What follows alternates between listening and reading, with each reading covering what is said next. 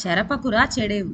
ఒకానొక రాజ్యంలో పేద దంపతులు ఉండేవారు. వారికి లేక లేక ఒక కుమారుడు పుట్టాడు. ఆ కుర్రవానికి 18వ ఏట రాజకుమారితో పెళ్లి అవుతుందని వాని జాతకంలో ఉన్నట్లు ఒక పుకారు పుట్టింది. ఈ పుకారు ఆ నోట అల్లుకొని మెల్లగా రాజుగారి చెవిని కూడా పడింది. ఈ వార్త విని వెంటనే రాజు తన మంత్రిని ఆ పేద దంపతుల వద్దకు పంపి ఎలా అయినా ఆ కుర్రవాణ్ణి తీసుకురమ్మన్నారు. మంత్రి వెళ్ళి ఆ దంపతులకు 1000 వరహాలిచ్చి పిల్లవాడిని తీసుకువచ్చాడు.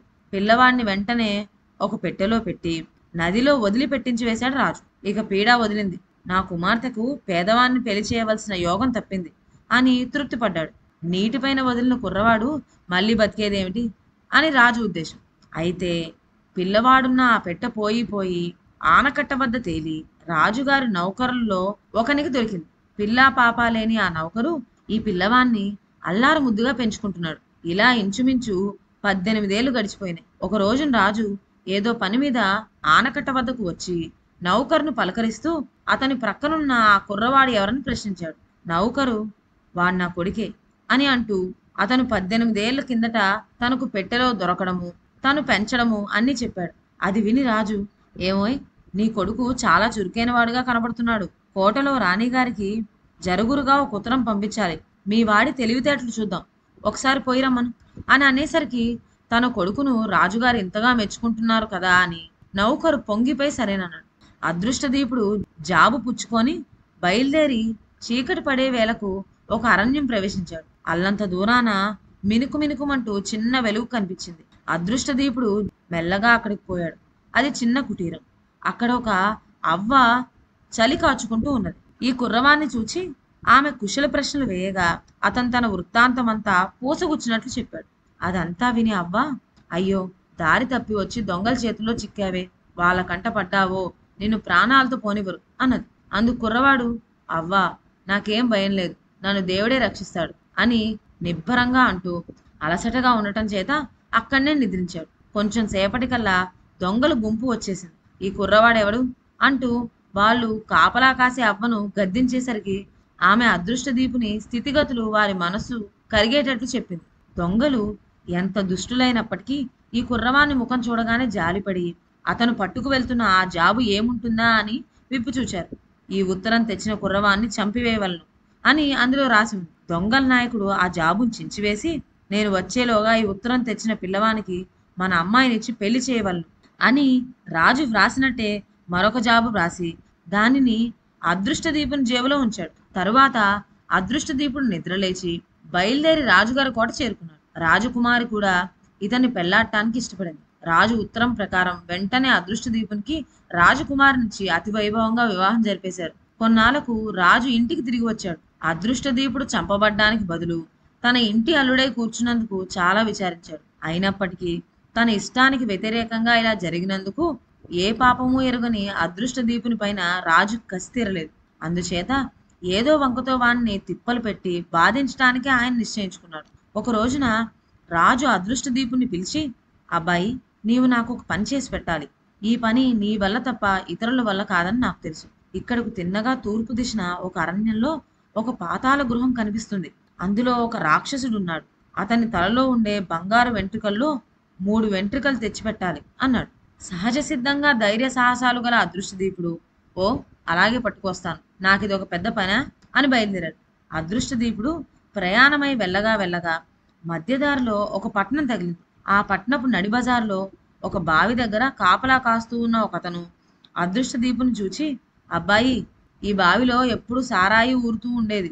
ఇప్పుడు ఎంచేతనో ఇందులో నీరైనా ఉండటం లేదు. దీనికి కారణం నీకు తెలుసా అని అడిగాడు. అందుకు బదులుగా అదృష్టదీపుడు, ఈ పాటి సంగతి నాకు తెలియకపోవడం ఏమిటి? నేను ఇప్పుడు చాలా అవసర కార్యం మీద వెళ్తున్నాను. తిరిగి వచ్చేటప్పుడు నీ ప్రశ్నకు జవాబు చెప్పిపోతాలే అని అంటూ తన దారిన తాను సాగిపోయాడు. మరికొంత దూరం వెళ్ళేసరికి ఇంకొక పట్టణం తగిలింది. ఈ పట్టణంలో ఒకతను ఒక చెట్టుని కాపలా కాస్తున్నాడు. అతను అదృష్టదీపుని చూచి, అబ్బాయి, ఈ చెట్టున ఎప్పుడు బంగారు పండ్లు కాచేవి. ఇప్పుడు పండ్లు లేవు సరికదా, ఆకులు కూడా రాలిపోయినాయి. దీనికి కారణం ఏమిటి అని అడిగాడు. దీనికి కూడా జవాబు మళ్ళీ వచ్చేటప్పుడు చెప్తానన్నాడు అదృష్టదీపుడు. ఇంకా పోగా పోగా ఒక నది అడ్డం వచ్చింది. అక్కడి పల్లెవారు అదృష్టదీపుని చూచి, అబ్బాయి, నేను ఎల్లకాలము ఇక్కడ ఉండిపోవాల్సిందేనా? నాకు విడుదల లేదా అని అడిగాడు. దీనికి కూడా వచ్చేటప్పుడు జవాబు చెప్తానన్నాడు. నది దాటి అవతల ఒడ్డు చేరుకోగానే అదృష్టదీపునికి రాక్షసుని పాతాళ గృహం కనిపించింది. అప్పుడు రాక్షసుడు ఇంటలేడు, కానీ ఇల్లు కాసే పెద్దమ్మ మాత్రం ఉన్నది. అదృష్టదీపుడు తను వచ్చిన పని అంతా వివరించి చెప్పేసరికి ఆమె, నాయనా, నీవు తలపెట్టింది చాలా ప్రమాదకరమైన పని. అయినా నీవు అదృష్టవంతుడిలాగా కనపడుతున్నావు కనుక నా శాయశక్తులా నీకు సాయం చేస్తాను. ఎలాగనో యుక్తి చేసి రాక్షసుని నిద్రపుచ్చుతాను. నిద్దట్లో నీ కోసం అతని తల్లో నుంచి బంగారు వెంట్రుకలు 3 లాగుతాను. అదే సమయంలో నీ 3 ప్రశ్నలకు వాని చేత జవాబు చెప్పిస్తాను. అప్పుడు నీవు తలుపు చాటును నక్కి అతను చెప్పే సమాధానాలు జాగ్రత్తగా వింటూ ఉండాలి అని సలహా ఇచ్చింది. ఇంతలో రాక్షసుడు వచ్చాడు. పెద్దమ్మ వాడికి తిండి పెట్టి నిద్రపుచ్చింది. కొంతసేపు అయినాక సమయం చూచి పెద్దమ్మ రాక్షసుని వెంట్రుక ఒకటి లాగింది. వాడు లేచి, ఏమిటిది అని అరిచాడు. ఏమీ లేదు, కలలో నీ జుట్టు పీకా అంది పెద్దమ్మ. ఏమిటి, కలగన్నావా అని అడిగాడు రాక్షసుడు. ఫలానా పట్నపు నడిబజారు బావిలో ఎప్పుడు సారాయి ఊరేది, ఇప్పుడు ఎందుచేత ఎండిపోయింది అని అడిగింది పెద్దమ్మ. ఓస్, ఇదేనా ఇంత చేసి నీ కల? ఆ బావిలో రాతి కింద ఒక గోదురు కప్ప నివాసం ఏర్పరచుకున్నది. దాన్ని చంపినట్లయితే మామూలుగా సారాయి ఊరుతుంది అని చెప్పి రాక్షసుడు మళ్ళీ నిద్రపోసాగాడు. తరువాత పెద్దమ్మ రెండో వెంట్రుక లాగింది. రాక్షసుడు కోపంతో గర్జించేసరికి, నాయనా, కోప్పడకు, కలగన్నాను. ఫలానా దేశంలో బంగారు పండ్లు కాసే చెట్టుకు ఇప్పుడు ఆకులు కూడా లేకుండా పోయినాయి. ఎందుచేత అని అడిగింది. అందుకు వాడు, ఒక చుంచెలుక దాని వేళ్లను కొరికి వేస్తున్నది. ఆ ఎలకను చంపితే మామూలుగా చెట్టు కాస్తుంది అని చెప్పి మళ్ళీ గుర్రు పెట్టి నిద్రపోయాడు. ఏమైనా సరేనని ధైర్యం చేసి పెద్దమ్మ మూడోసారి మళ్ళీ మరొక వెంట్రుక లాగింది. ఈసారి రాక్షసుడు గావు కేక పెట్టి పెద్దమ్మను చావగొట్టడానికి సిద్ధమైనాడు. చెడ్డ కల వస్తే ఏం చేయమంటావు నాయన అంటూ వాడిని శాంతపరిచి మళ్ళీ తనకు కల వచ్చినట్లు, ఫలానా పట్నంలో పల్లెవాడు ఎంతకాలం నుంచో పడవ నడుపుతున్నాడు, వానికి విడుదల లేదా అని అడిగేసరికి, విడుదల లేకేమి, నది దాటడానికి ఎవడు ముందొస్తాడో వాడి చేతికి తేడిస్తే సరి, రెండో వాడే పల్లెవాడవుతాడు అని మళ్ళీ నిద్రపోయాడు. అదృష్టదీపుడు రాక్షసుడు చెప్పిన 3 సమాధానాలు జ్ఞాపకం పెట్టుకొని పెద్దమ్మ ఇచ్చిన 3 బంగారు వెంట్రుకలు తీసుకొని ఇంటి ముఖం పట్టాడు. మొదట అదృష్టదీపుడు నది వద్దకు వచ్చి పల్లెవాని సమాధానం చెప్పేసరికి వాడు చాలా మెచ్చుకొని అతన్ని నది దాటించి 2 గోతాల నిండా బంగారం ఇచ్చాడు. తర్వాత రెండో ఫారావుడు కూడా అతను చెప్పిన జవాబుకి ఎంతో సంతోషించి 2 గోతాల బంగారం ఇచ్చాడు. చివరకు మొదట కాపలావాడి వద్దకు వచ్చి సారాయి ఊరే ఉపాయం వెల్లడించగా వాడు పొంగిపోయి 2 గోతాల బంగారం ఇచ్చి పంపాడు. అదృష్టదీపుడు కోట చేరుకొని బంగారు వెంట్రుకలు 3 రాజుకిచ్చాడు. రాజు సంతోషించాడు. కానీ దురాశ కలగటం చేత, ఇంత బంగారం ఎలా సంపాదించగలిగావు అని అడిగాడు.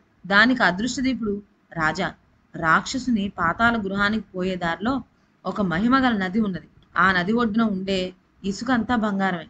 ఆ నది దాటించే పల్లెవాడు ఒకడు ఉన్నాడు. వాడి సహాయంతో నది దాటి మనం పట్టుకు వెళ్ళిన గోతాలన్నీ ఇష్టం వచ్చినట్లు బంగారంతో నింపుకోవచ్చు అని చెప్పాడు. రాజు కష్టపడి ఆ నది ఒడ్డును చేరుకొని నది దాటించమని పల్లెవాడిని కోరాడు. అయితే పల్లెవాడు ఒడ్డు దాటక ముందే తేడు రాజు చేతికిచ్చి తన గభీమను దూకి పారిపోయాడు. ఈ విధంగా తను చేసిన పాపాలకు ఫలితంగా రాజే పల్లెవాడయ్యాడు. అక్కడ అదృష్టదీపుడు రాజకుమార్తె హాయిగా ఉంటున్నారు. ఇదండి వాటి కథ. ఇక సెలవు. నా ఛానల్లోని కథలు మీకు నచ్చినట్లయితే నా ఛానల్ను లైక్ చేసి సబ్స్క్రైబ్ చేయండి. షేర్ చేయడం మర్చిపోవద్దు. కొత్త కథల నోటిఫికేషన్ కోసం బెల్ ఐకాన్ ప్రెస్ చేయండి. Thank you.